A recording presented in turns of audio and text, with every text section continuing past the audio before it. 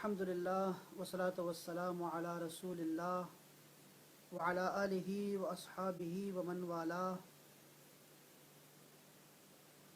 رمضان المبارک کا یہ مہینہ قرآن مجید کا مہینہ بھی کہلاتا ہے، چونکہ اس ماہ مبارک میں قرآن مجید کو لوح محفوظ سے آسمانی دنیا پر اتارا گیا اور وہاں سے پھر 23 سال کے عرصے میں تھوڑا تھوڑا کر کے اتارا گیا حضور علیہ السلام پر۔ تو میں چاہ رہا تھا کہ اس مناسبت سے کچھ قرآنی معلومات آپ کے ساتھ بانٹ سکوں۔ یہ قرآن مجید اللہ جل شانہ کا کلام ہے،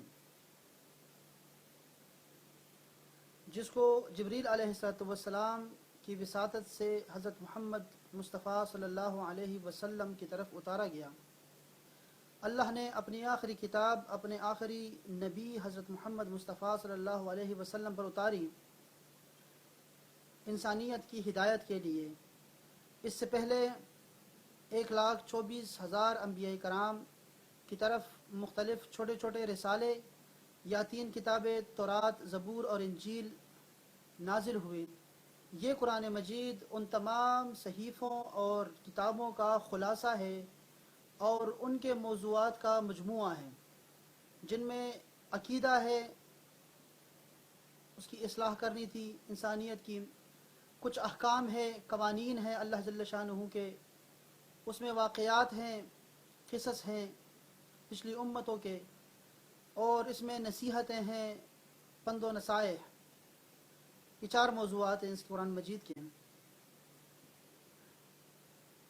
اس کلام اللہ کو قرآن مجید اللہ جل شانہ نے خود کہا، یہ نام قرآن کا اللہ نے خود دیا۔ تقریباً اس 61 مرتبہ قرآن مجید کا لفظ جو ہے وہ استعمال ہوا قرآن میں۔ اس کے علاوہ بھی قرآن کے نام ہیں، جیسے الفرقان، الذکر، الکتاب، التنزیل۔ تو یہ نام زیادہ جو ہے وہ معروف ہے، چونکہ قرآن میں زیادہ آیا ہوا ہے۔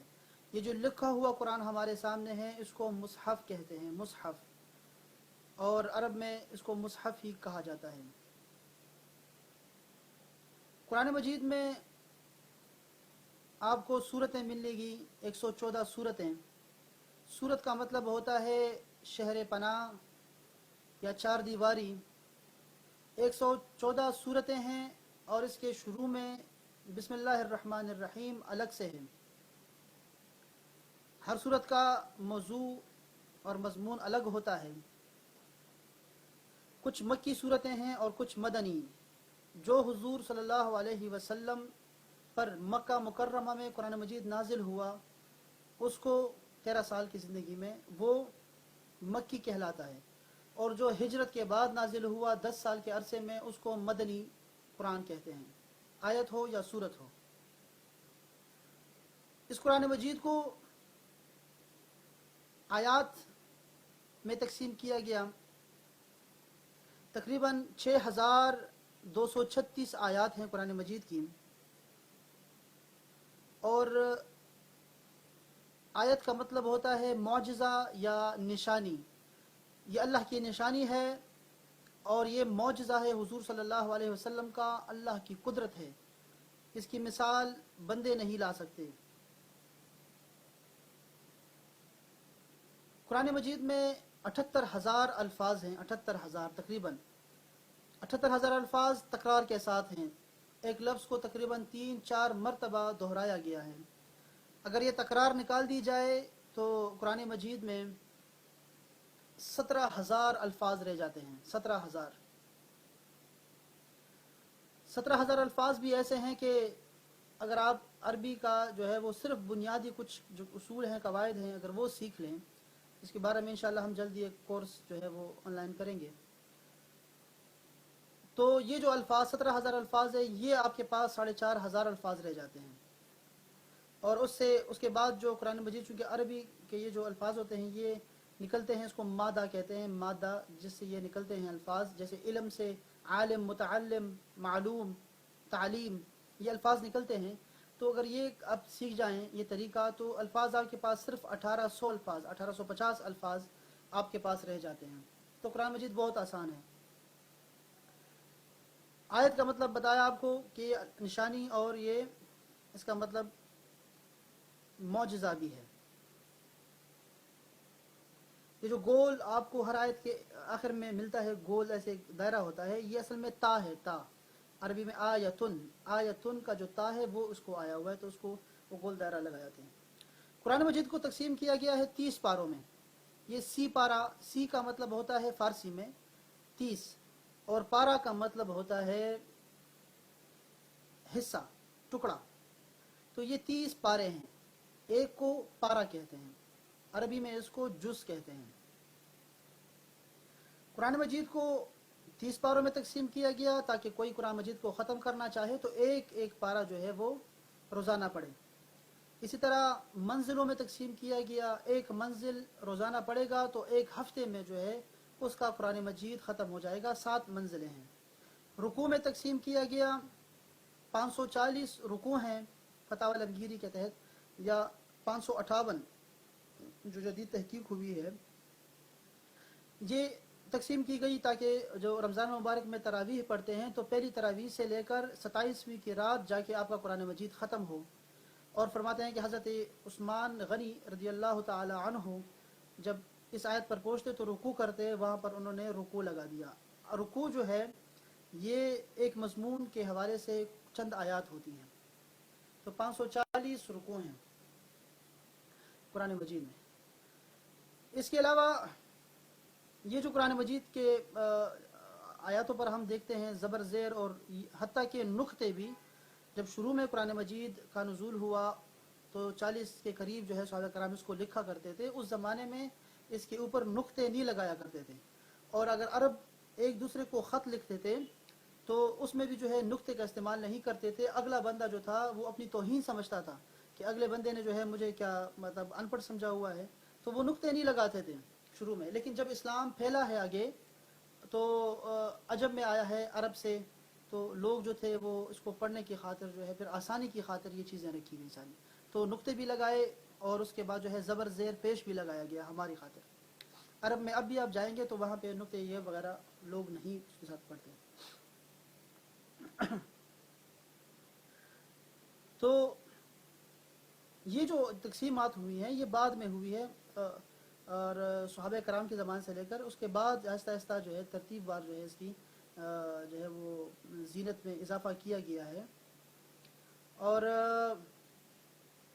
قرآن مجید میں جو ہے وہ 14 سجدے بھی ہیں. سجدے ایسی آیات ہوتی ہیں جس پہ سجدہ کرنا سن کے اور پڑھ کے جو ہے وہ آپ پہ جو ہے وہ سجدہ واجب ہو جاتا ہے. تو یہ کل 14 ہیں امام ابو حنیفہ کے نزدیک. اس کے علاوہ قرآن مجید میں جو ہے سب سے بڑی سورت وہ سورہ البقرہ ہے، البقرہ، جو کہ پہلے پارے میں ہے. اور سب سے چھوٹی سورت جو ہے وہ سورہ کوثر ہے جس کی 3 آیات ہیں. سورہ بقرہ کی آیات 286 آیات ہیں، 286 آیات سورہ بقرہ کی. یہ سب سے بڑی سورت ہے. اور سب سے چھوٹی سورت وہ 3 آیات پر مشتمل ہے. سب سے بڑی سورت سورہ بقرہ میں ہی ہے آیت دین، تقریباً تیسرے پارے میں ہے. تو وہ آیت دین اصول تجارت اس میں بیان ہوا ہے، تجارت کے حوالے سے، کاروبار کے حوالے سے، قرض کے حوالے سے اس میں بات ہوئی ہے. وہ آیت سب سے بڑی ہے. اور سب سے چھوٹی سورت جو ہے وہ سورہ جو والضحیٰ ہے، والضحیٰ یہ سب سے چھوٹی سورت جو ہے اس کو تصور کرتے ہیں. اس میں بھی اختلاف ہے لیکن والضحیٰ کو سب سے چھوٹی سورت جو ہے ہم مان لیتے ہیں. قرآن مجید میں ایک صحابی کا نام بھی آیا ہوا ہے. پہلے بتا دوں انبیاء کرام جو ہے قرآن مجید میں 26 انبیاء کرام کے نام آئے ہوئے ہیں، 26 انبیاء کرام کے. لیکن قرآن مجید اور احادیث کے مطالعے کے بعد ہمارا یہ عقیدہ ہے اور ایمان ہے کہ 1,24,000 انبیاء کرام جو ہے وہ انسانیت کی ہدایت کے لیے آئے تھے، اور ہمارا ان سب پہ ایمان ہے. کم و بیش بھی ہم کہتے ہیں 1,24,000 کم و بیش اس لیے کہتے ہیں چونکہ حضرت لقمان اور حضرت خضر علیہ السلام جیسے انبیاء کے بارے میں، ہمارے شخصیات کے بارے میں ہمارا جو ہے وہ اختلاف رہتا ہے علماء کرام کا کہ وہ نبی تھے یا وہ اولیاء اللہ تھے. بہرحال ہم سب پہ ایمان رکھتے ہیں. یہ تمام انبیاء کرام جتنے بھی تھے ان کے مختلف درجات تھے، اور اپنے اپنے جو ہے وہ درجات میں ہم ان کو مانتے ہیں. اور ان پہ ہمارا ایمان ہے۔ تو ایک صحابی کا ذکر بھی جو ہے وہ ذکر نہیں بلکہ نام جو ہے وہ حضرت زید بن حارثہ کا آیا ہوا ہے قرآن مجید میں۔ اس کے علاوہ صحابہ کرام کے ذکر تو ہیں لیکن نام لے کے نہیں ہیں، جیسے سیدنا ابوبکر صدیق، سیدہ عائشہ اور صحابہ کرام کا بھی ذکر ملتا ہے ہمیں۔ اسی طرح ایک خاتون کا نام آیا ہوا ہے، وہ ہے مریم۔ مریم جو تھی وہ سیدنا عیسیٰ علیہ السلام کی والدہ ماجدہ ہے، اور یہ حضرت زکریا علیہ السلام کی کفالت میں تھیں۔ یہ بڑی بزرگ شخصیت تھیں اور ولیہ تھیں اور بڑے درجات کی مالک تھیں۔ اللہ پاک نے ان کے نام پہ ایک سورت بھی نازل فرمائی ہے۔ اس کے علاوہ سب سے افضل آیت جو ہے قرآن مجید میں وہ آیت الکرسی ہے، سب سے افضل آیت ہے آیت الکرسی۔ اور سب سے افضل صورت کے بارے میں تو ہر صورت کی اپنی جو ہے وہ ایک الگ سے حضور صلی اللہ علیہ وسلم نے جو ہے اس کی خصوصیت بتائی ہے، فضیلت بتائی ہے۔ جیسے سورہ ملک اگر آپ پڑھتے ہیں، سورہ ملک جو ہے تو یہ 30 آیات کا مجموعہ ہے۔ حضور نے فرمایا کہ میں چاہتا ہوں کہ ہر مومن کے دل میں یہ 30 صورتیں جو ہیں وہ حفظ ہو جائیں، تو اللہ پاک جو ہے ان کو قبر کے عذاب سے محفوظ رکھے گا۔ سورہ ملک پڑھنے سے، ہر رات پڑھنے سے آپ کو جو ہے قبر کے عذاب سے خلاصی ملتی ہے۔ اسی طرح قرآن کے دل کو جو ہے وہ سورہ یاسین کہا گیا۔ سورہ یاسین جو تھی وہ یہ قرآن مجید کا دل، اور قرآن کی دلہن یا زینت، زیب و زینت، وہ سورہ رحمان کو کہا گیا۔ تو صورتوں کی مختلف فضیلتیں ہیں۔ اسی طرح جو ہے وہ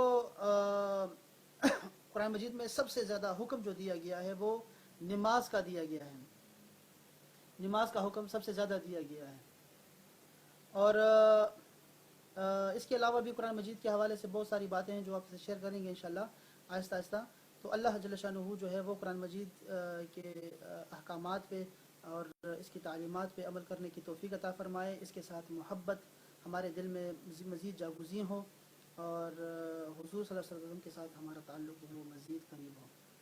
السلام علیکم ورحمۃ اللہ وبرکاتہ۔